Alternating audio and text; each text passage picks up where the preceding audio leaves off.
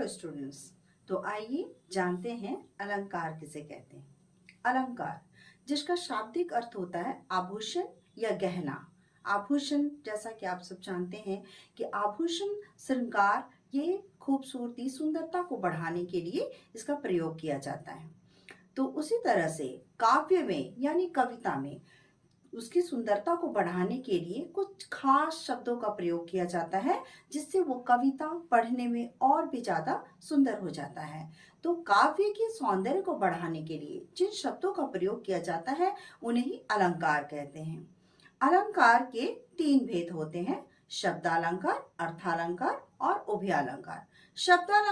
शब्दालंकार वो है जिसमें ऐसे ऐसे शब्दों का प्रयोग किया जाता है जिससे वो कविता उन शब्दों के कारण और भी ज्यादा खूबसूरत हो जाती है।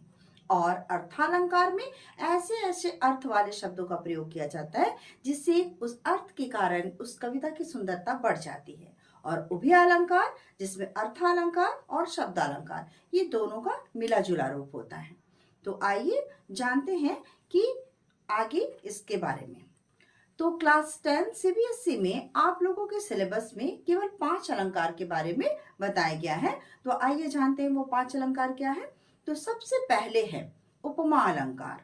उपमा अलंकार यानी कि जब दो वस्तुओं के बीच में तुलना की जाती है। तुलना यानी दो वस्तुओं के बीच में क्या समानताएं हैं ये दिखाई जाती है, तो उसे हम कहते हैं उपमा अलंकार।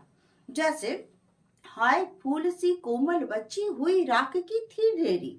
यहाँ पर फूल से उपमा की गई है, फूल से तुलना की गई है कोमल बच्ची का। बच्ची को फूल के समान कोमल बताया गया है। तो इसी तरह से हम उपमा अलंकार में दो वस्तुओं के बीच में समानताएं देखते हैं। उपमा अलंकार को पहचानने के लिए सबसे आसान जो ट्रिक है आइए उसे हम जानते हैं।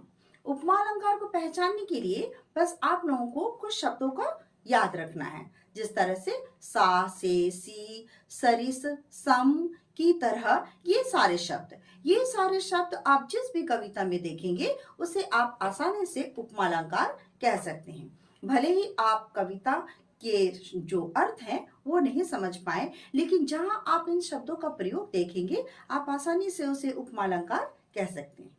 अब दूसरा आता है हमारा रूपक अलंकार। रूपक अलंकार क्या होता है? रूपक अलंकार वो है जिसमें दो वस्तुओं के बीच में अत्यधिक समानता दिखाई जाती है। अत्यधिक समानता यानी कि उपमा अलंकार में भी हमने समानता देखी, लेकिन रूपक अलंकार में इतनी ज्यादा समानता होती है कि वो वस्तु दूसरे का रूप ले लेता है। जैसे मैया मैं तो चंद्र खिलौना नहीं हूं। यहाँ बच्चा जो है चांद को ही खिलौना बोल रहा है, जबकि चांद प्रकृति है, लेकिन बच्चा उसे चांद को ही खिलौना समझ रहा है। तो यहाँ चांद जो है वो खिलौने का रूप ले लिया है, इसीलिए हम इसे रूपक अलंकार कहेंगे। जैसे पायो जी मैंने राम रतन धन पायो। तो राम रतन धन पायो, यहाँ राम को ही रतन कहा जा रहा है और राम को रतन के रूप में माना जा रहा है, तो इसीलिए यहाँ पर हम इसे कहेंगे रूपक अलंकार। तो रूपक अलंकार में क्या होता है कि दो वस्तुओं में अत्यधिक समानता के कारण पहला दूसरे का रूप ले लेता है। अब चलिए आगे जानते हैं अतिशयोक्ति अलंकार। अतिशयोक्ति अलंकार क्या होता है? अतिशयोक्ति अलंकार वो है जहां किसी भी बात को बढ़ा चढ़ा कर कहा जाता है। यानी कि जैसे हम कहेंगे हनुमान की पूंछ में लगन न पाई आग, सारी लंका जर गई गए निशाचर भाग। यानी कि यहाँ पर ये कहा जा रहा है कि हनुमान की पूंछ में अभी आग लगी भी नहीं थी कि सारी लंका जर गई। ऐसा तो नहीं हुआ होगा। पहले हनुमान की पूंछ में आग लगाया गया, फिर उनकी पूंछ से वो उन्होंने सब जगह जा जाकर उस आग को फैलाया। लेकिन यहाँ पर कहा जा रहा है कि हनुमान की पूंछ में अभी आग भी नहीं लगी थी और सारी लंका जल गई। तो ये है, यहाँ बात को बहुत ज्यादा बढ़ा चढ़ा कर कहा गया है, तो इसे हम कहेंगे अतिशयोक्ति अलंकार। इसे एक और एग्जाम्पल से हम समझते हैं, एक और उदाहरण के द्वारा। जैसे कि राणा की पुतली फिरी नहीं तब तक चेतक मुरझाता था। यानी कि राणा प्रताप जी की पुतली, यानी कि हमारी पुतली किसे कहते हैं? हमारे आंखों के बीच जो ये काला जगह है। तो राणा की पुतली अभी उस तरफ नहीं फिरी, तब तक चेतक यानी राणा प्रताप का घोड़ा वो समझ जाता था कि मुझे किस ओर जाना है। तो ये जो है बात को बहुत ज्यादा बढ़ा चढ़ा कर कहा गया है, इसीलिए इसे कहेंगे अतिशयोक्ति अलंकार। अब अगला है मानवीकरण अलंकार। मानवीकरण अलंकार क्या है? इसमें प्रकृति को मनुष्य के रूप में दिखाया जाता है, यानी कि प्रकृति का मानवीकरण किया जाता है। जैसे अगर हम यहाँ पर कहेंगे आए मेघ बड़े बंठन के संवर के, तो यहाँ मेघ को एक शहरी दामाद के रूप में कहा गया है और वो बंठन के संवर के आ रहा है। मेघ जो प्रकृति है उसे एक शहरी दामाद के रूप में, एक मेहमान के रूप में दिखाया जा रहा है जो बंठन के संवर कर आ रहा है। तो यहाँ पर प्रकृति को मनुष्य के रूप में दिखाया जा रहा है, इसीलिए इसे हम कहेंगे यहाँ ये मानवीकरण अलंकार है। तो ये 5 अलंकार हैं जो आप लोग के सिलेबस में है। और जो 5वां है वो है उत्प्रेक्षा अलंकार। उत्प्रेक्षा अलंकार क्या है? उत्प्रेक्षा अलंकार में शब्दों, कुछ ऐसे शब्द हैं जिसे हम याद रखकर उत्प्रेक्षा अलंकार को आसानी से पहचान सकते हैं। वो शब्द क्या है? वो शब्द है मानो, मनहूं, जानो, चनहूं। इस तरह के शब्द जो हैं वो आएंगे। जैसे यहाँ पर अगर हम कहें तो उदाहरण हम देकर कह सकते हैं, उसकाल मारे क्रोध के तन कांपने उसका लगा, मानो हवा के जोर से सोता हुआ सागर जगा।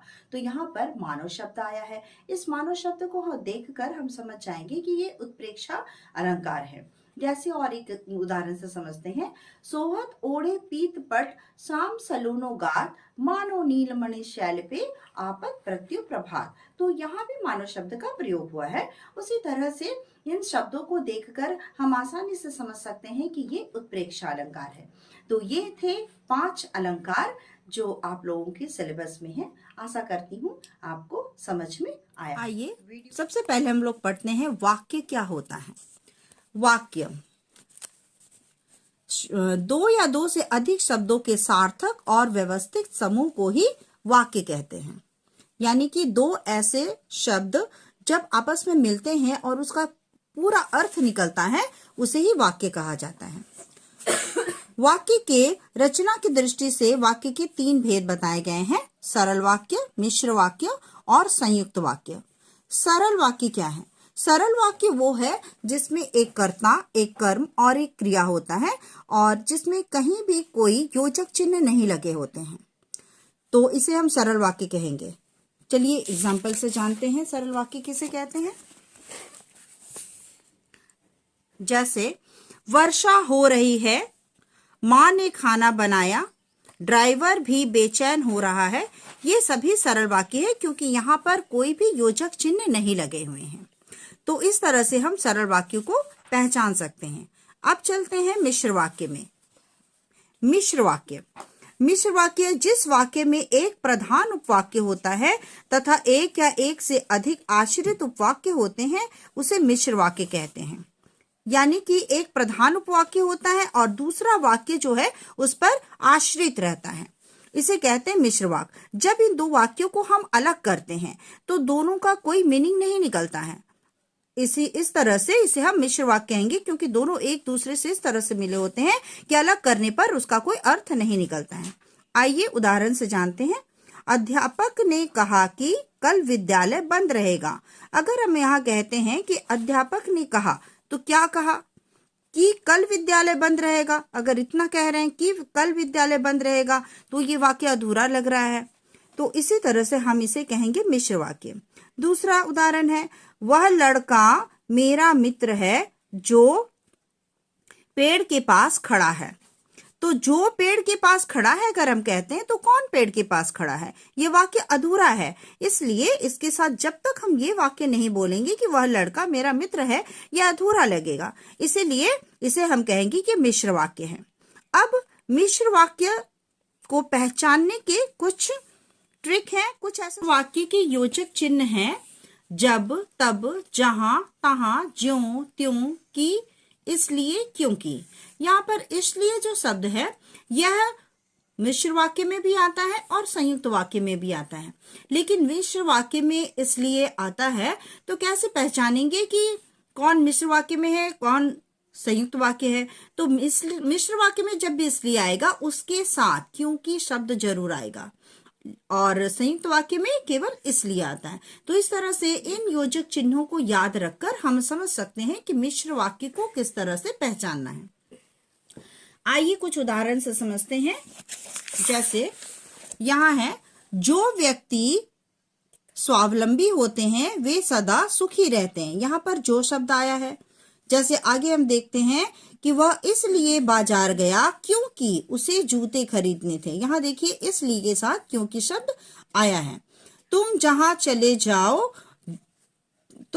चले जाओ जहां उससे मिलना है। अब यहाँ देखिए वहां, जहां, तो इन सभी उदाहरणों से पता चलता है कि मिश्र वाक्य में इन सभी योजक चिन्हों का प्रयोग होता है। आइए अब जानते हैं संयुक्त वाक्य किसे कहते हैं। जिस वाक्य में दो या दो से अधिक सरल या मिश्र वाक्य होते हैं और जो इन योजक चिन्हों और, या, तथा, एवं, परंतु, अथवा, इसलिए, फिर भी, किंतु, लेकिन, पर इत्यादि शब्दों से जुड़े होते हैं उन्हें संयुक्त वाक्य कहते हैं। यानी कि संयुक्त वाक्य जो है वो भी स्वतंत्र वाक्य होते हैं। दो स्वतंत्र वाक्य आपस में मिलकर एक संयुक्त वाक्य बनाते हैं। जब हम संयुक्त वाक्य के दो वाक्यों को जब हम अलग करते हैं तो वो दो स्वतंत्र अलग अलग वाक्य मिलते हैं, जबकि मिश्र वाक्य में ऐसा नहीं होता। मिश्र वाक्य में एक वाक्य दूसरे पर डिपेंड रहते हैं, आश्रित रहते हैं, लेकिन संयुक्त वाक्य में दो अलग अलग स्वतंत्र वाक्य होते हैं, लेकिन उसके बीच ये सारे योजक चिन्ह लगे होते हैं जिसके द्वारा हम उसे पहचान सकते हैं। आइए उदाहरण से जानते हैं। जैसे तुम सच बोलते हो इसलिए महान हो। यहाँ देखिए इसलिए शब्द आया है लेकिन इसके साथ क्योंकि नहीं आया है। यहाँ आपने कठिन परिश्रम किया और सफलता प्राप्ति की। यहाँ पर देखिए और शब्द आया है, और शब्द से दो वाक्य जुड़े हुए हैं। सुनील ने आप बीती सुनाई और सुनने वाले रो पड़े। यहाँ भी दो वाक्य हैं जो और शब्द से मिले हुए हैं। यहाँ पर देखिए सुनील ने आप बीती सुनाई, ये एक स्वतंत्र वाक्य है, पूरा वाक्य है। सुनने वाले रो पड़े, ये भी एक स्वतंत्र वाक्य है, लेकिन दोनों वाक्य जो है और से जुड़े हुए हैं। यहाँ आगे देखिए उससे मिल लेना परंतु प्रतीक्षा करनी पड़ेगी।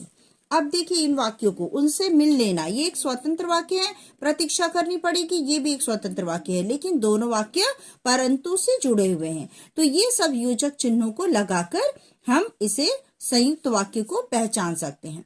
अब कभी कभी एग्जाम में वाक्य को बदलने भी आ जाता है, तो किस तरह से बदलेंगे ये आप देख सकते हैं उदाहरण के द्वारा। जैसे यहीं पर हम देखते हैं कि तुम सच बोलते हो इसलिए महान हो, ये संयुक्त वाक्य है। अब इसे अगर मिश्र वाक्य में बदलना है तो हम क्या कहेंगे, तुम महान हो क्योंकि सच बोलते हो। अब यहाँ क्योंकि शब्द लगाकर हम इसे आसानी से बदल सकते हैं। आपने कठिन परिश्रम किया और सफलता प्राप्त की। अब इसे अगर हम मिश्र वाक्य में बदलेंगे तो कैसे लिखेंगे, आप इसलिए सफल हो गए क्योंकि आपने कठिन परिश्रम किया। अब यहाँ देखते हैं कि इसलिए और क्योंकि लगाकर हम इसे मिश्र वाक्य में बदल सकते हैं। अब आगे देखते हैं, उससे मिल लेना परंतु प्रतीक्षा करनी पड़ेगी, ये संयुक्त वाक्य है। और उसे हम अगर मिश्र बनाते हैं तो हम देखेंगे, यदि उससे मिलना हो तो प्रतीक्षा करनी पड़ेगी। तो यहाँ हम देख रहे हैं कि यदि और तो योजक चिन्ह लगाकर हम उसे मिश्र वाक्य में बदल सकते हैं। यहाँ और एक एग्जाम्पल देख लेते हैं। उन्होंने मूर्ति को देखा और रुक गए। इसे मिश्र वाक्य में बदलेंगे, जैसे ही उन्होंने मूर्ति को देखा वैसे ही वो रुक गए। अब जैसे वैसे लगाकर हम इसे मिश्र वाक्य में आसानी से बदल सकते हैं। अब आगे देखिए कि सरल वाक्य को हम कैसे मिश्र वाक्य में बदल सकते हैं। जैसे यहाँ है, स्वावलंबी व्यक्ति सदा सुखी रहते हैं। तो इसे मिश्र वाक्य में अगर हम बदलते हैं तो बोलेंगे, जो व्यक्ति स्वावलंबी होते हैं वे सदा सुखी रहते हैं। यहाँ देखिए जो लगाकर हम इसे मिश्र वाक्य में बदल सकते हैं। वह जूते खरीदने के लिए बाजार गया। इसे हम कैसे बदलेंगे, वह इसलिए बाजार गया क्योंकि उसे जूते खरीदने थे। अब यहाँ इसलिए और क्योंकि लगाकर हम इसे मिश्र वाक्य में बदल सकते हैं। निर्दयी मनुष्य राक्षस के समान है। ये सरल वाक्य है। इसे अगर हमें मिश्र बनाना है तो क्या कहेंगे, जो मनुष्य निर्दयी है वह राक्षस के समान है। यहाँ देखिए जो लगाकर हम इसे आसानी से मिश्र वाक्य में बदल सकते हैं। तो इस तरह से हम वाक्यों को आसानी से योजक चिन्ह बदलकर उसे बदल सकते हैं। तो ये थे वाक्य और उसके 3 भेद। लेकिन इसके अलावा मिश्र वाक्य के भी 3 भेद होते हैं जिसे उपवाक्य कहते हैं। तो आइए जानते हैं उपवाक्य क्या है। उपवाक्य वाक्य का अंश होता है जिसमें उद्देश्य और विधेय होते हैं, अतः पदों का ऐसा समूह जिसका अर्थ हो और जो सामान्यतः एक वाक्य का भाग हो तथा जिससे उद्देश्य और विधेय सम्मिलित हो, उसे उपवाक्य कहते हैं। इसमें क्या होता है, एक प्रधान वाक्य होता है और दूसरा उस पर आश्रित होता है। जैसे कि हमने मिश्र वाक्य में जाना कि उसमें एक प्रधान वाक्य होता है और दूसरा उसमें आश्रित होता है। तो उसी के आधार पर उपवाक्यों को 3 भागों में बांटा गया है। ये 3 भाग कौन से हैं? पहला है संज्ञा उपवाक्य। संज्ञा उपवाक्य देखिए, संज्ञा उपवाक्य को अगर हम कहते हैं तो जो आश्रित उपवाक्य की क्रिया के कर्ता, कर्म अथवा क्रिया पूरक के रूप में प्रयुक्त हो। अब ऐसा अगर हम परिभाषा पढ़ते हैं तो ये समझ में नहीं आएगा, इसलिए इसे पहचानने का एक आसान तरीका है, आपको केवल याद रखना है कि याद रखना है, यानी कि जिस वाक्य में आपको छोटी ई की मात्रा वाला की दिख जाए आप उसे आसानी से संज्ञा उपवाक्य कह सकते हैं। जैसे कि मैं नहीं जानता कि वह कहाँ है। माँ ने बचपन में ही घोषित कर दिया था कि लड़का हाथ से गया। यहाँ देखिए की शब्द जहां भी आप देखेंगे उसे आप आराम से कह सकते हैं कि यह संज्ञा उपवाक्य है। तो आपको केवल इतना याद रखना है इस ट्रिक को कि संज्ञा उपवाक्य पहचानने के लिए हमें छोटी की मात्रा वाला की शब्द को ढूंढना है। अगर कहीं भी आपको की शब्द दिख गया और वहां पर अगर आपसे उपवाक्य पूछा जा रहा है तो आप बेझिझक उसे संज्ञा उपवाक्य लिख सकते हैं। अब आगे चलते हैं विशेषण उपवाक्य। विशेषण उपवाक्य क्या है? जो आश्रित उपवाक्य प्रधान उपवाक्य के संज्ञा और सर्वनाम की विशेषता बताते हैं। पहले भी हम जाने हैं कि विशेषण किसे कहते हैं, संज्ञा सर्वनाम की विशेषता बताने वाले शब्दों को विशेषण कहते हैं। तो यहाँ देखिए इसे पहचानने का जो ट्रिक है वो केवल आपको याद रखना है। इस वाक्य में क्या आता है, जो जिन्हें, जिस वाक्य में आपको जो जिन्हें दिख जाए, जो जिन्हें योजक चिन्ह के रूप में दिख जाए उसे आप बेफिक्र होकर विशेषण वाक्य कह सकते हैं। जैसे यहाँ देखिए, वह लड़का जो कल रोया था आज नहीं आया। यहाँ जो है, वे फल कहाँ हैं जिन्हें आप लाए थे। तो जो और जिन्हें, इन शब्दों को देखकर हम उसे आसानी से पहचान जाएंगे कि ये विशेषण उपवाक्य है। अब तीसरा चलते हैं क्रिया विशेषण उपवाक्य। क्रिया विशेषण उपवाक्य क्या है? जैसे कि हम सभी जानते हैं क्रिया की विशेषता बताने वाले शब्दों को क्रिया विशेषण कहते हैं। तो इसी तरह से हम कहेंगे क्रिया विशेषण उपवाक्य क्या है। तो क्रिया विशेषण उपवाक्य को पहचानने के लिए जो ट्रिक है उसे आपको याद रखना है। अब जैसे हमने पढ़ा कि मिश्र वाक्य में जो योजक चिन्ह है उसमें हमने क्या पढ़ा था, जब, तब, ज्यों, त्यों। तो की, जो, जिन्हें, ये 3 योजक चिन्हों को छोड़कर बाकी जितनी भी योजक चिन्ह है, जब, तब, जहां, तहां, ये सभी आ जाएंगे आपका क्रिया विशेषण में। जैसे देखिए, जब आग लगी तभी धुआं उठता है, जब वह हमारी ओर देखे तब हम कुछ लजाकर और मुस्कुराकर आईने नीचे रख देते थे।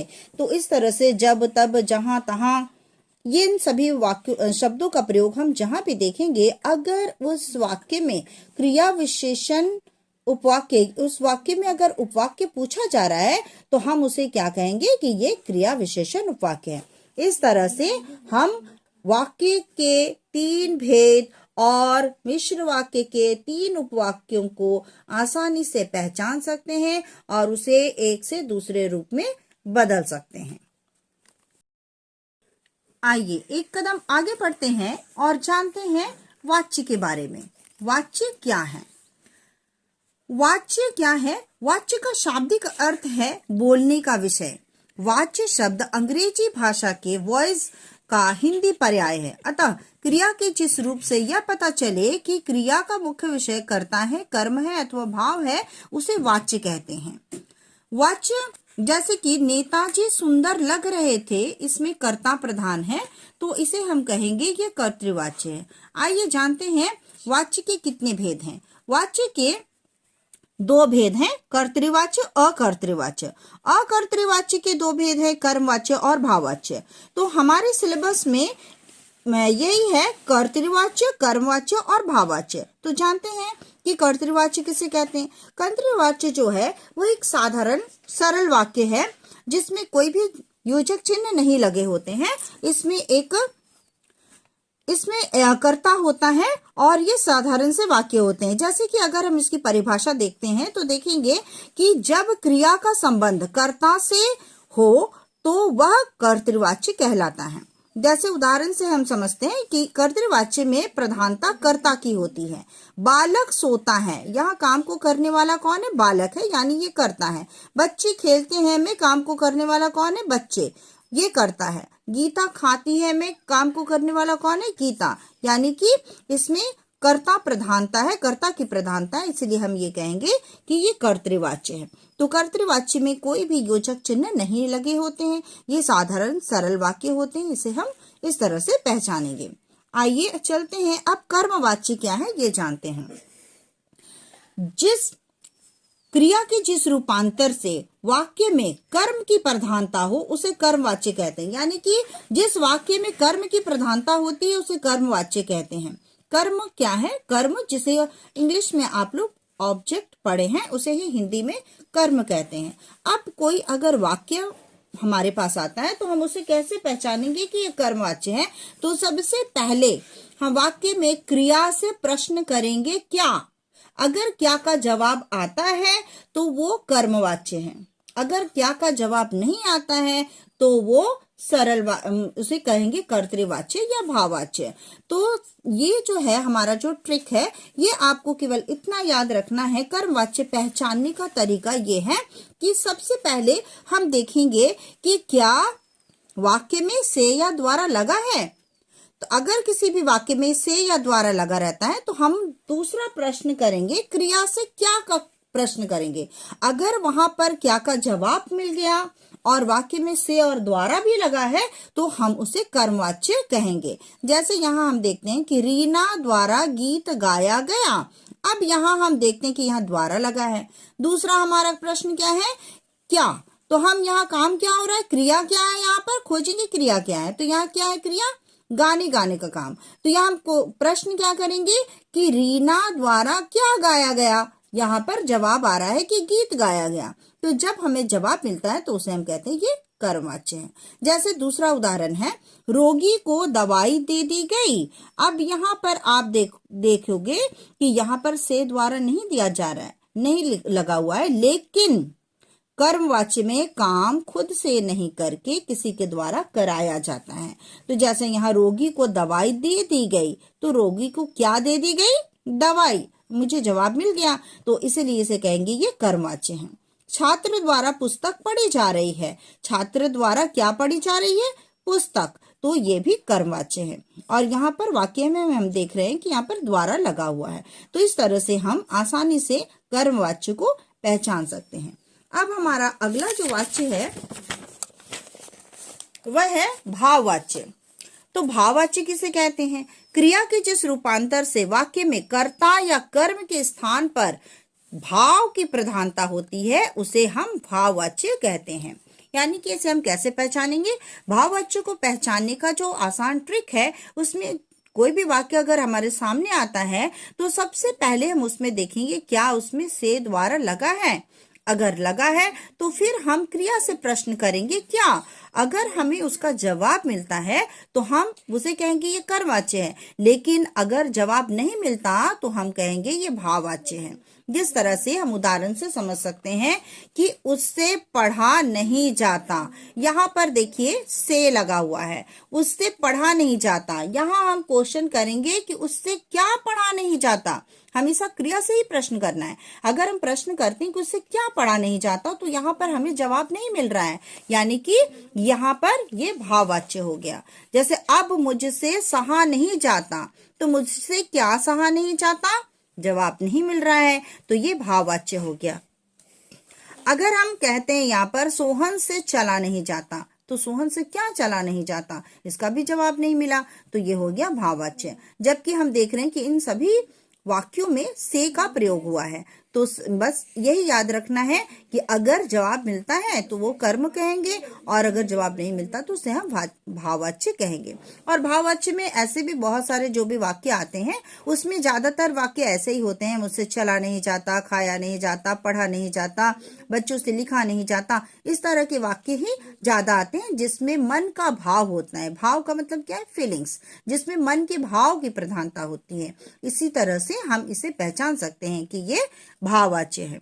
अब हम कुछ उदाहरणों के द्वारा जान सकते हैं कि अगर एग्जाम में वाच्य परिवर्तन करने आए तो हम इसे कैसे करेंगे।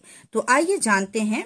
जिस तरह से यहाँ कर्तृवाच्य है सीता खाना खाती है, इसे अगर कर्मवाच्य में बदलना है तो हम इसे क्या कहेंगे, सीता के द्वारा खाना खाया जाता है। यहाँ हम द्वारा लगाकर इसे आसानी से कर्मवाच्य में बदल सकते हैं। जवानों ने आतंकवादियों को मारा, जवानों द्वारा आतंकवादी मारे गए। यहाँ पर देखिए द्वारा लगाकर हम इसे कर्मवाच्य में बदल सकते हैं। यहाँ आगे तुम फूल तोड़ोगे, तो यहाँ हम द्वारा लगाकर इसे हम आसानी से बदल सकते हैं, जैसे तुम्हारे द्वारा फूल तोड़ा जाएगा। अब यहाँ एक और ध्यान देने वाली बात है कि अगर हमारा जो वाक्य है अगर वो वर्तमान काल में होता है तो उसे कर्मवाच्य में बदलते समय वर्तमान काल में ही रखना है। अगर कोई भूतकाल में वाक्य है तो उसे भूतकाल में रखना है, और अगर भविष्य काल में है तो वो भविष्य काल में ही रहेगा, उसके काल को नहीं बदलना है। इस बात का ध्यान रखना है। अब आइए जानते हैं कर्मवाच्य से भाववाच्य में कैसे जानेंगे। जैसे है युवराज पढ़ रहा है, तो इसे हम भाववाच्य बनाएंगे तो क्या कहेंगे, युवराज द्वारा पढ़ा जा रहा है। अब देखिए हम प्रश्न अगर करते हैं कि भाववाच्य में कि युवराज द्वारा क्या पढ़ा जा रहा है, तो इसका जवाब नहीं मिल रहा है, यानी कि ये भाववाच्य है। मछली पानी में तैरती है, मछली से पानी में तैरा जाता है, तो मछली से पानी में क्या तैरा जाता है, जवाब नहीं आ रहा है, तो इसे हम कहेंगे ये भाववाच्य है। इस तरह से बहुत ही आसानी से हम से द्वारा लगाकर कर्तृवाच्य से भाववाच्य में उसे बदल सकते हैं और वाक्यों को पहचान सकते हैं कि ये कौन से वाच्य में आते हैं। तो इस तरह से कर्तृवाच्य, कर्मवाच्य और भाववाच्य को इस छोटे से ट्रिक के द्वारा हम आसानी से उसे पहचान सकते हैं और बदल सकते हैं। तो ये था हमारा वाच्य। एक कदम आगे बढ़ते हैं और जानते हैं कि पद परिचय क्या होता है। पद परिचय वाक्य में कुछ शब्दों का प्रयोग होता है, उन शब्दों से ही मिलकर वाक्य बनता है, और वाक्य में प्रयुक्त होने वाले उन शब्दों को कहते हैं पद, और उनका व्याकरणिक परिचय पद परिचय कहलाता है। तो इस तरह से हम जानते हैं कि वाक्य में प्रयुक्त पदों का व्याकरणिक परिचय देना पद परिचय कहलाता है। अब पद परिचय जानने के लिए हमें कुछ बातों का ध्यान रखना पड़ता है। दूसरे शब्दों में अन्य शब्दों के साथ किसी वाक्य में प्रयुक्त संज्ञा, सर्वनाम, विशेषण, क्रिया, क्रिया विशेषण, संबंध बोधक, समुच्चय बोधक, विस्मयादि बोधक, इन जैसे आदि शब्दों का जिस रूप में प्रयोग हुआ है उसे स्पष्ट करना ही पद परिचय है। यानी कि वाक्य में प्रयोग हुए शब्द वो किस भेद में आते हैं, शब्द के किस भेद में आते हैं, क्या वो संज्ञा है, क्या वो सर्वनाम है, क्या वो विशेषण है, इस आधार पर उसका व्याकरणिक परिचय देना पड़ता है, जिसे हम लोग पद परिचय कहते हैं। जैसे इसे जानने के लिए हमें व्याकरण के शब्द परिचय यानी कि शब्द भेदों को दिमाग में रखना होगा। तो शब्द भेद हैं, जैसे हैं संज्ञा, सर्वनाम, विशेषण, क्रिया विशेषण, संबंध बोधक, समुच्चय बोधक, विस्मयादि बोधक, ये इतने सारे 8 शब्द भेद हैं। अब इसे याद रखना बहुत मुश्किल है, तो आइए मैं बताती हूँ एक छोटे से ट्रिक के द्वारा हम कैसे इन शब्दों को और इनके भेदों को बहुत ही आसानी से याद रख सकते हैं। तो चलिए एक कदम आगे बढ़ते हैं और जानते हैं संज्ञा किसे कहते हैं। संज्ञा संज्ञा, जैसा कि आप सभी जानते हैं कि किसी भी वस्तु, व्यक्ति, स्थान के नाम को संज्ञा कहते हैं। संज्ञा मतलब शॉर्ट में हम उसे जानेंगे कि संज्ञा मतलब नाम, माने किसी भी चीज का नाम। दुनिया में जितनी भी वस्तुएं हैं सभी का कुछ ना कुछ नाम है और उन नामों को ही संज्ञा कहते हैं। तो संज्ञा को इस आधार पर 5 भागों में बांटा गया है। तो इसे हम याद रखने के लिए एक छोटा सा ट्रिक है जिसे कहेंगे हम, जैसे संज्ञा के हिंदी में संज्ञा के 3 भेद हैं, जातिवाचक, व्यक्तिवाचक, भाववाचक, लेकिन अंग्रेजी में संज्ञा के 5 भेद बताए गए हैं। तो हम इस ट्रिक के द्वारा संज्ञा के भेदों को आसानी से याद रख सकते हैं। जैसे है पीसी मासी, इसे हम कैसे याद रखेंगे? पीसी मासी। पीसी मासी का मतलब क्या होता है? पीसी मासी में पी होता है प्रॉपर नाउन यानी व्यक्तिवाचक संज्ञा, सी होता है कॉमन नाउन यानी जातिवाचक संज्ञा, एम होता है मटेरियल नाउन जैसे द्रव्यवाचक संज्ञा, ए होता है एब्स्ट्रैक्ट नाउन जैसे भाववाचक संज्ञा, और सी होता है कलेक्टिव नाउन यानी कि समूहवाचक संज्ञा। तो इस तरह से हम संज्ञा के 5 भेद को बहुत ही आसानी से पीसी मासी बस इतना ही याद रखकर संज्ञा के भेदों को हम याद रख सकते हैं। और जिस तरह से यहाँ देखिए, व्यक्तिवाचक यानी किसी खास व्यक्ति का नाम, और जातिवाचक यानी कि उस तरह के सभी वस्तुओं की वो जाति को बताता है। जैसे अगर हम कहेंगे पहाड़ तो वो जातिवाचक है, लेकिन अगर हम हिमालय कहेंगे तो वो व्यक्तिवाचक है। और भाववाचक मन के भाव को बताता है।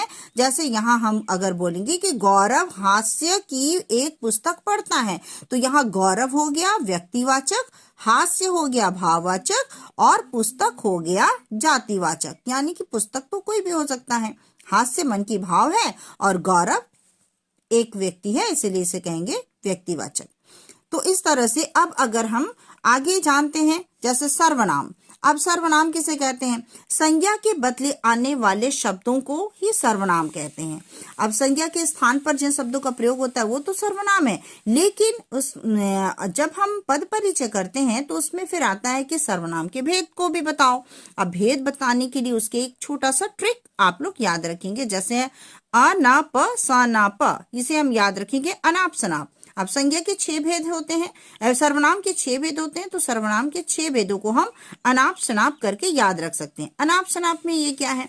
आ से हो जाता है अनिश्चयवाचक संज्ञा, ना से हो जाता है निश्चयवाचक संज्ञा, प से हो जाता है पुरुषवाचक संज्ञा, स से हो जाता है संबंधवाचक संज्ञा, ना से हो जाता है निजवाचक संज्ञा, और पा से हो जाता है प्रश्नवाचक संज्ञा। तो इस तरह से संज्ञा के 6 भेदों को बहुत ही आसानी से हम याद रख सकते हैं और उसे पहचान सकते हैं। पुरुषवाचक में उसका उदाहरण है जैसे वह, मैं, तुम। निश्चयवाचक में अगर हम कहेंगे तो वो भी वे, ये, यह, और यह, वह। और अनिश्चयवाचक अगर हम कहेंगे तो कोई, कुछ। संबंधवाचक जो, तो, जैसे, वैसे। और प्रश्नवाचक में क्या, कौन, कहाँ जैसे शब्दों का प्रयोग होता है। और निजवाचक में स्वयं, खुद, अपने आप, माने अपने आप जिन शब्दों से पता चलता है कि काम स्वयं अपने आप कर रहे हैं उसे निजवाचक कहते हैं। एग्जाम्पल से समझेंगे, जैसे है मैं तुमसे कुछ पूछूंगा, तो यहाँ मैं और तुमसे जो है ये सर्वनाम है, और कुछ जो है इसे हम कहेंगे अनिश्चयवाचक सर्वनाम। तो इस तरह से अनाप शनाप को याद रखकर हम सर्वनाम के 6 भेदों को याद रख सकते हैं। अब आइए जानते हैं विशेषण। विशेषण क्या है? विशेषण संज्ञा सर्वनाम की विशेषता बताने वाले शब्दों को ही तो विशेषण कहते हैं। अब विशेषण तो हम जान गए कि संज्ञा सर्वनाम की विशेषता यानी कि कोई भी वस्तु वो कैसा है, देखने में कैसा, उसका आकार कैसा है, तो ये सभी बताता है विशेषण। जैसे इंग्लिश में आप लोग पढ़ते हैं एडजेक्टिव, तो हिंदी में से विशेषण कहते हैं। अब विशेषण के भी 4 भेद होते हैं। अब इन 4 भेदों को किस तरह से याद रखेंगे? तो विशेषण के 4 भेदों को याद रखने का जो ट्रिक है उसे हम कहेंगे साप संग, यानी साप संग। इसे हम शॉर्ट में याद रखेंगे साप संग। अब साप संग कैसे है? तो सा से हो जाता है सार्वनामिक विशेषण, पा से हो जाता है परिमाणवाचक विशेषण, संग से हो जाता है संख्यावाचक विशेषण, और ग से हो जाता है गुणवाचक विशेषण। इस तरह से हम विशेषण के 4 भेदों को आसानी से याद रख सकते हैं। गुण यानी किसी वस्तु की का गुण बताता है कि वो वस्तु देखने में कैसा है, सफेद है, काला है, गोरा है, लंबा है, नाटा है, ये सभी। संख्या किसी वस्तु की संख्या को बताता है कि 1 है, 2 है, 4 है, 10 है, ये हो गया संख्यावाचक। परिमाण यानी उसकी क्वांटिटी, वस्तु कितनी है, 1 किलो, 2 किलो, 4 किलो, 10 किलो, 1 बोरा, 1 झोला, ये सब बताता है उसका परिमाण। और सर्वनामिक, जिसमें सर्वनाम के शब्दों का प्रयोग होता है, जैसे कि यहाँ पर हम अगर कहेंगे तो यहाँ पर सर्वनामिक विशेषण जैसे कहेंगे वह, यह, वे, ये सब आ जाते हैं। जैसे वह कलम, यह पुस्तक, तो ये विशेषण में भी सर्वनाम के शब्दों का प्रयोग होता है। अब हम कैसे पहचानेंगे कि ये सर्वनाम है या विशेषण है? तो यहाँ पर सर्वनामिक शब्दों के जस्ट बाद, तुरंत बाद संज्ञा शब्द आएंगे। जैसे अगर हम कहेंगे यह कलम तो यह विशेषण हो गया, अगर हम कहेंगे वह पंखा तो वह विशेषण हो गया। तो इस तरह से हम सर्वनामिक शब्दों को याद रख सकते हैं और विशेषण के 4 भेदों को हम याद रख सकते हैं। अब आगे चलते हैं क्रिया। क्रिया यानी कि किसी भी काम का करना या होना, इसे क्रिया कहते हैं। जैसे इंग्लिश में हम लोग वर्ब पढ़े हैं, तो किसी काम का करना, अब काम कुछ भी हो सकता है, उठना, बैठना, दौड़ना, खाना, पीना, ये सभी तो क्रिया है। अब क्रिया के भी 2 भेद है, सकर्मक क्रिया और अकर्मक क्रिया। सकर्मक क्रिया क्या है? जब किसी वाक्य में क्रिया आती है तो उससे हम अगर क्या का प्रश्न करते हैं, अगर क्या का जवाब आता है तो वो सकर्मक क्रिया है, यानी उस वाक्य में कर्म है। और जिस वाक्य में कर्म नहीं होता, जिसमें क्या का जवाब नहीं आता, उसे अकर्मक क्रिया कहते हैं। जैसे अगर हम यहाँ कहेंगे कि जब वह स्टेशन पहुंचा तब गाड़ी चल पड़ी थी, तो यहाँ है जब वह स्टेशन पहुंचा, तो जब वो क्या पहुंचा, जवाब आ रहा है यहाँ पर, क्या पहुंचा स्टेशन। यहाँ कहाँ का जवाब आ रहा, क्या का जवाब नहीं आ रहा है। तो इस तरह से हम पहचानेंगे कि यह यहाँ पर अकर्मक क्रिया है। तो इस तरह से क्रिया के 2 भेद है, अकर्मक और सकर्मक। अब आगे चलते हैं क्रिया विशेषण। क्रिया विशेषण जैसा कि नाम से है, इसे इंग्लिश में कहते हैं एडवर्ब, हिंदी में कहते हैं क्रिया विशेषण। यानी कि क्रिया की विशेषता बताना, यानी कोई भी काम हो रहा है उसकी विशेषता बताना कि वह काम कहाँ हो रहा है, घर में हो रहा है, बाहर हो रहा है, ऊपर हो रहा है, नीचे हो रहा है, दिल्ली हो रहा है, भारत में हो रहा है, विदेश में हो रहा है, इन सभी चीजों को ये बताता है क्रिया विशेषण। अब क्रिया विशेषण के भी 4 भेद होते हैं। तो अब इन 4 भेदों को कैसे याद रखेंगे? तो उसका एक आसान ट्रिक है जिसे हम कहेंगे परिकथा। यानी यहाँ पर जो शब्द है परी क और आधा सर था स्था, लेकिन इसे आसानी से याद रखने के लिए हम इसे पढ़ेंगे परिकथा। परिकथा कैसे? अब यहाँ जैसे हम बोलेंगे प से हो गया परिमाणवाचक, री से हो गया रीतिवाचक, क से हो गया कालवाचक और स्था से हो गया स्थानवाचक। इस तरह से क्रिया विशेषण के 4 भेदों को हम याद रख सकते हैं। और यहाँ पर स्थान जगह बताता है, काल जो है वो समय बताता है कि काम कब हो रहा है, आज, कल, परसों, 2 तारीख को, 10 तारीख को, 10 साल पहले, 10 साल बाद। ठीक है। रीतिवाचक काम करने के ढंग को बताता है, काम अच्छा हुआ, बुरा हुआ, जल्दी हुआ कि देरी से हुआ, ये सभी बताता है रीतिवाचक। और परिमाणवाचक बताता है कि काम कितना हुआ, आधा हुआ, पूरा हुआ, थोड़ा हुआ, ये सभी बताता है परिमाणवाचक। इस तरह से क्रिया विशेषण के 4 भेदों को हम याद रख सकते हैं। इसके बाद आते हैं संबंध बोधक। संबंध बोधक क्या होता है?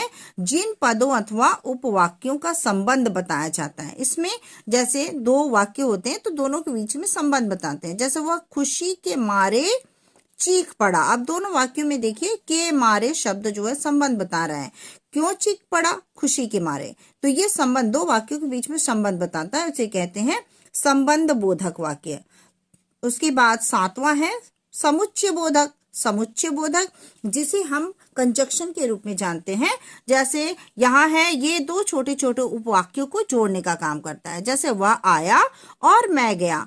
वह आया एक छोटा सा वाक्य है और मैं चला गया, ये भी छोटा उपवाक्य। 2 वाक्यों को जोड़ने का काम करता है और, तो इसे हम कहेंगे ये है समुच्चय बोधक।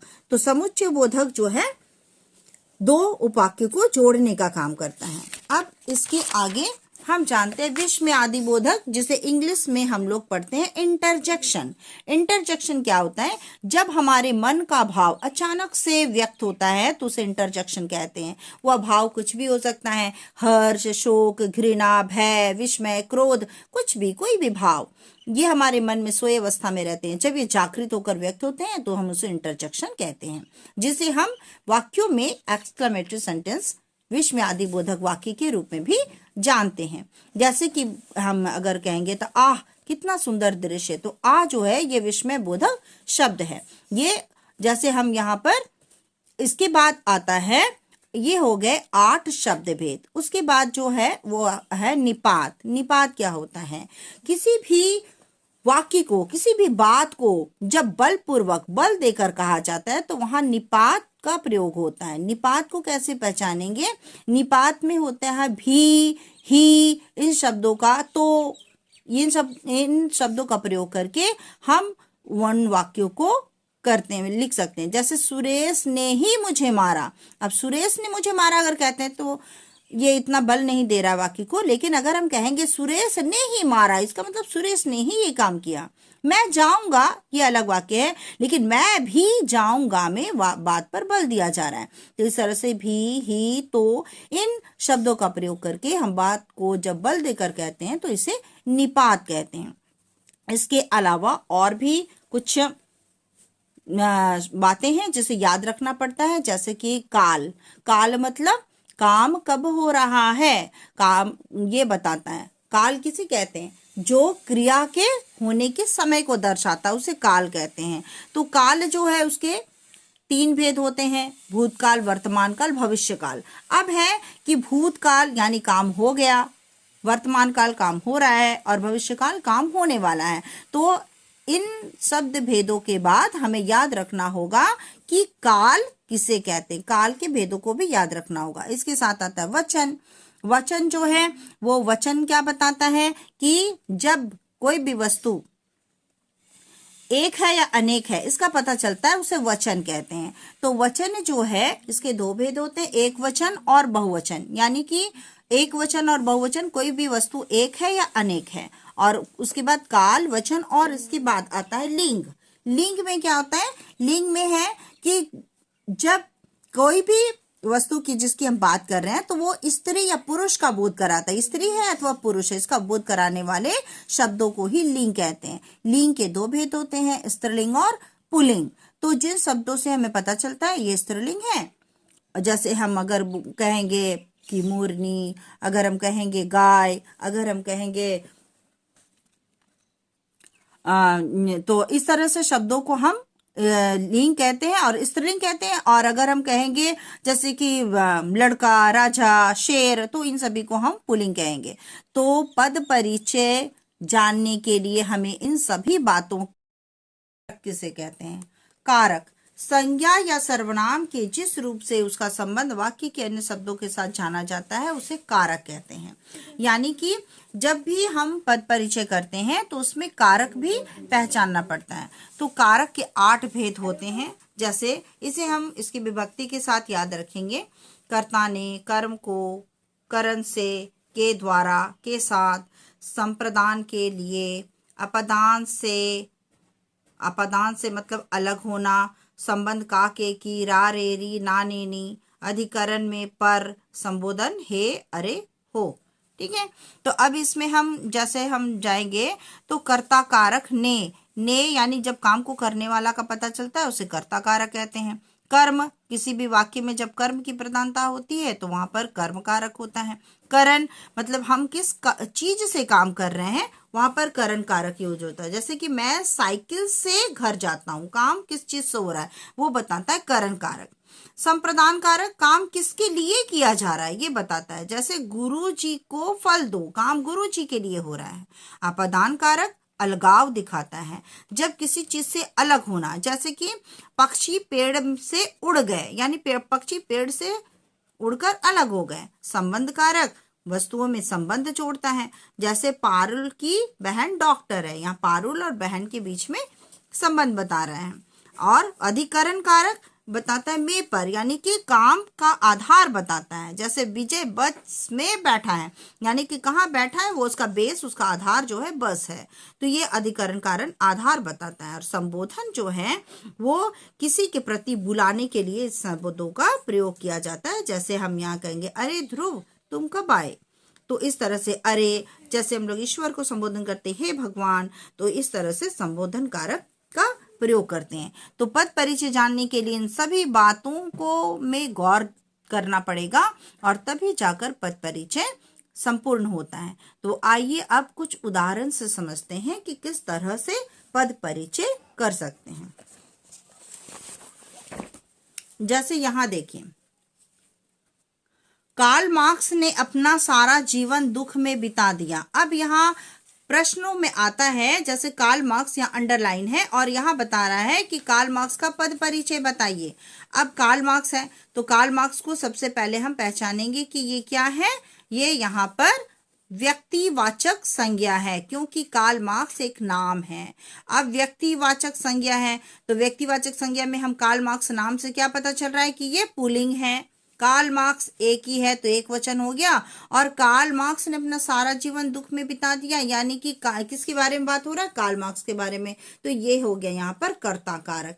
तो इस तरह से हम कहेंगे कि नंबर 1 ऑप्शन सही है जो कार्ल मार्क्स के बारे में है। अब आइए दूसरे एग्जाम्पल से हम समझते हैं।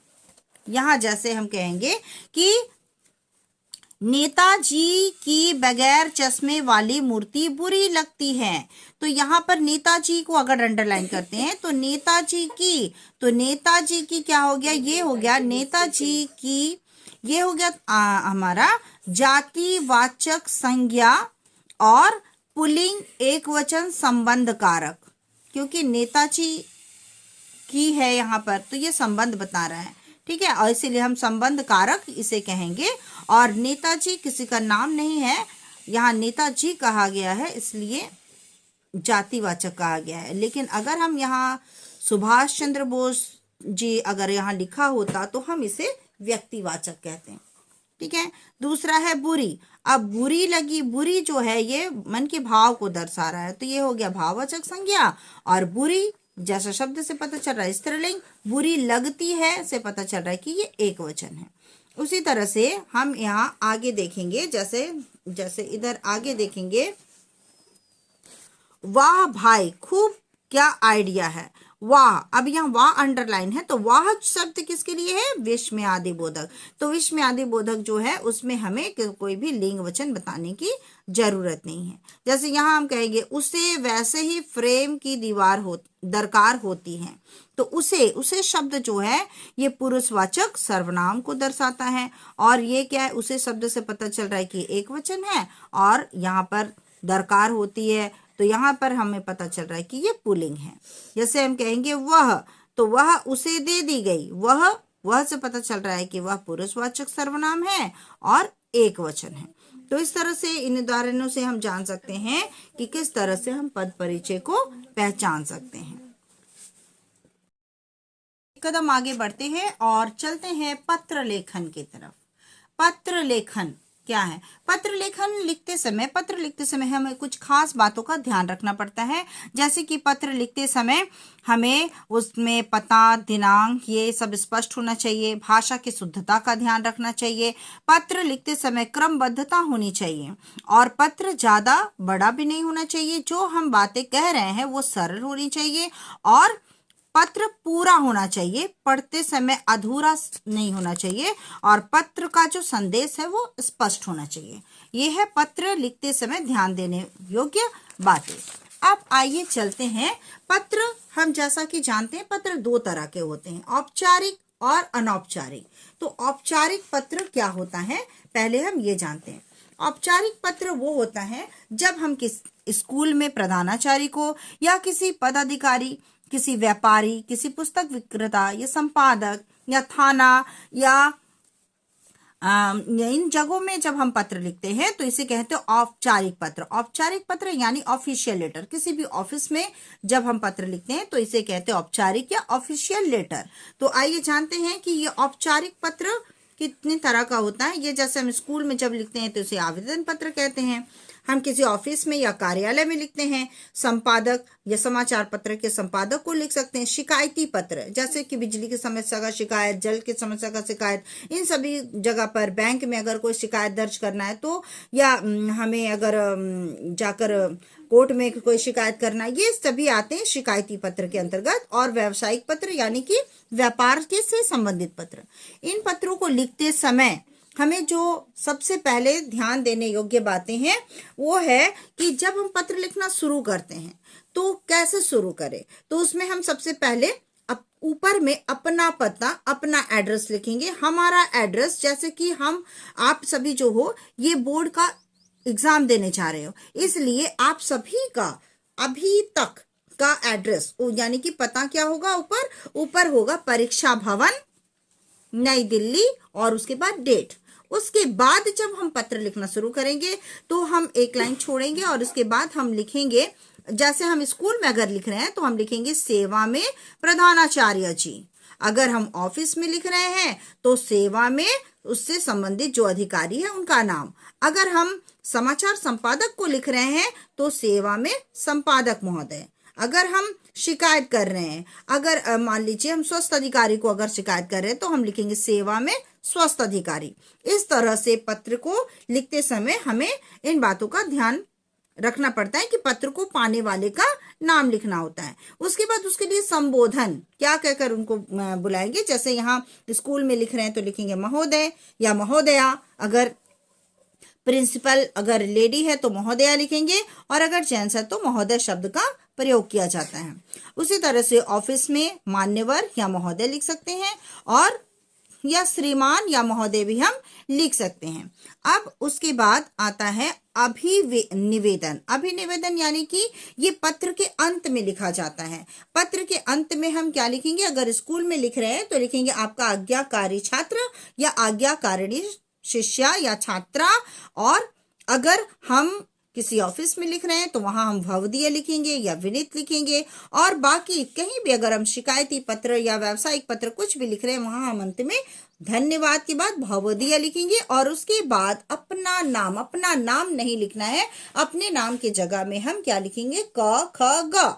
और इस तरह से हम पत्र का अंत कर सकते हैं। तो आइए एक उदाहरण से समझते हैं।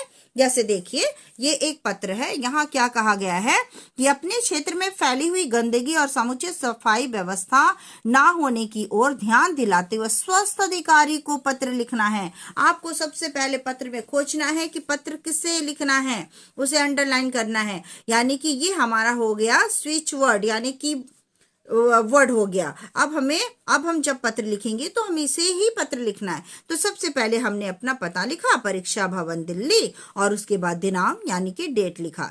जब भी हम पत्र लिख रहे हैं हम वो तारीख लिखेंगे। उसके बाद जब हम पत्र शुरू करेंगे तो लिखेंगे सेवा में। अब हमें पत्र कहाँ लिखना है, स्वास्थ्य अधिकारी को। तो हम यहाँ क्या लिखेंगे, श्रीमान स्वास्थ्य अधिकारी। अब जबकि यहाँ पर कोई एड्रेस नहीं दिया हुआ है, कोई पता नहीं दिया हुआ है, तो हम ये पत्र किसे लिखेंगे, दिल्ली।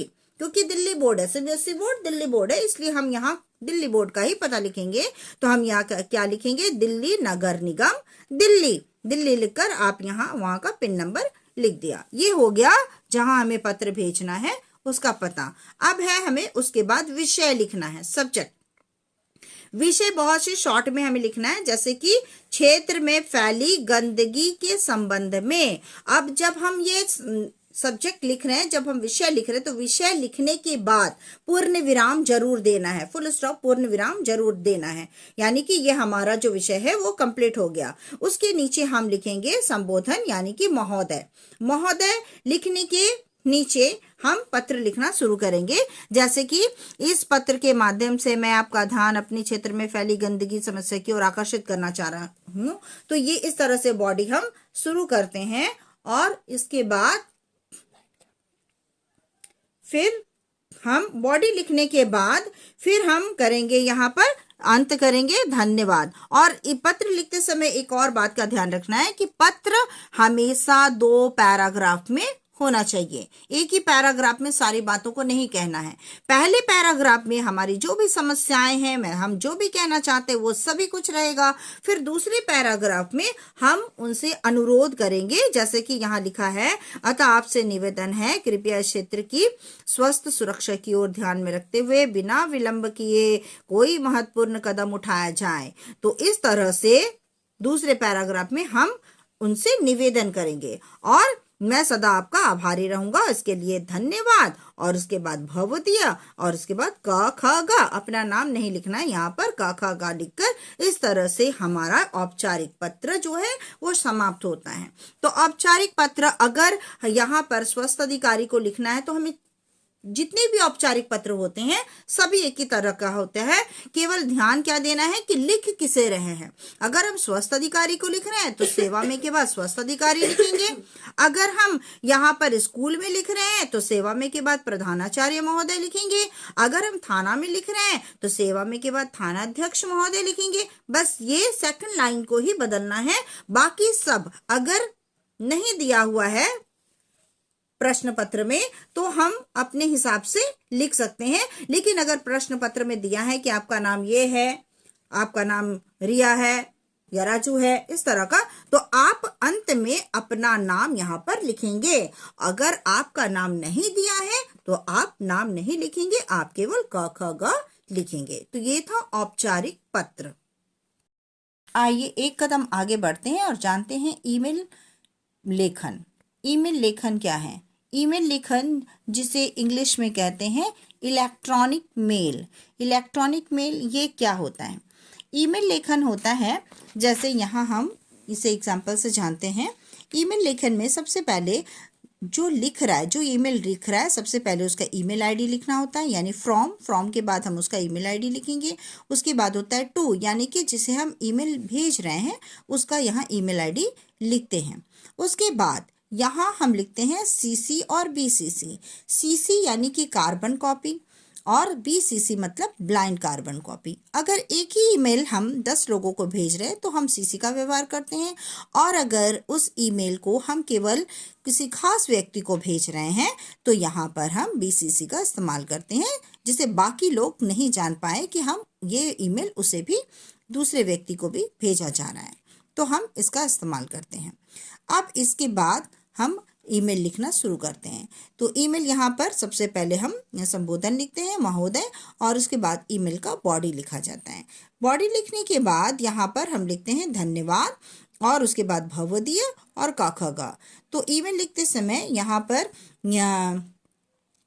विषय को लिखना जरूरी होता है। जैसे कि यहाँ पर हम लिखे हैं, अगर संपादक को लिख रहे हैं तो संपादक के पद हेतु आवेदन पत्र, और उसके बाद अंत में यहाँ पर हम क ख ग लिखते हैं अपने नाम के जगह में। और इसे हम एक उदाहरण से समझ सकते हैं, जैसे कि यहाँ अगर देखते हैं हम, यहाँ जैसे है कि बैंक ऑफ बड़ौदा की स्थानीय शाखा में लॉकर की सुविधा प्राप्त करने हेतु शाखा प्रबंधक को ईमेल 80 शब्दों में लिखें। तो ईमेल देखिए यहाँ पर है फ्रॉम यानी कि जो ईमेल लिख रहा है, यहाँ पर हम अपना ईमेल आईडी लिखेंगे। अपना ईमेल आईडी आप कुछ भी लिख सकते हैं, यहाँ पर abc@gmail.com, इस तरह से कुछ भी लिख सकते हैं। टू अगर हम यहाँ लिखते हैं तो अगर यहाँ कोई ईमेल आईडी दिया है तो हम उसे लिखेंगे, अगर नहीं दिया है तो हम यहाँ xyz@gmail.com या bob.com कुछ भी लिख सकते हैं। फिर यहाँ हम सीसी और बीसीसी, तो यहाँ सीसी और बीसीसी हम लिखेंगे लेकिन उसका उपयोग नहीं करेंगे, तो यहाँ इसे हम ब्लैंक रखेंगे, यहाँ कुछ नहीं लिखेंगे। उसके बाद उसके नीचे हम लिखेंगे विषय यानी कि सब्जेक्ट।